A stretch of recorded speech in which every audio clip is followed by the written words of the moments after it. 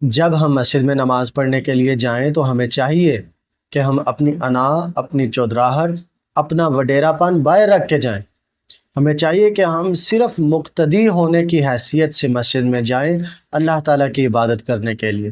مسجد سے ہم اللہ تعالیٰ کی کبریائی کا اعلان سننے کے بعد مسجد میں کیوں جاتے ہیں؟ اللہ تعالیٰ کی عبادت کرنے کے لیے جاتے ہیں، نہ کہ لوگوں پر تنقید کرنے کے لیے، بے جا غصہ کرنے کے لیے۔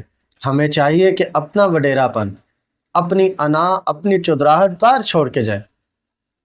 اور اس بات کو بھی آپ ضرور یاد رکھیں کہ جب ہم اللہ تعالیٰ کی عبادت کرنے کے لیے مسجد میں جاتے ہیں تو خالص اللہ کی توفیق سے جاتے ہیں، اور یہ توفیق، یہ رحمت ہر ایک کو میسر نہیں۔ اس لیے ہمیں چاہیے کہ ہم مسجد میں جب بھی جائیں اپنی انا، اپنی چودراہٹ، اپنے وڈیرے پن کو باہر چھوڑ کے صرف اور صرف اللہ تعالیٰ کی عبادت اور اس کے پیارے محبوب صلی اللہ تعالیٰ علیہ وآلہ وسلم کی فرما برداری کرنے کے لیے جائیں۔ اللہ تعالیٰ ہمیں سمجھنے کی توفیق عطا فرمائے۔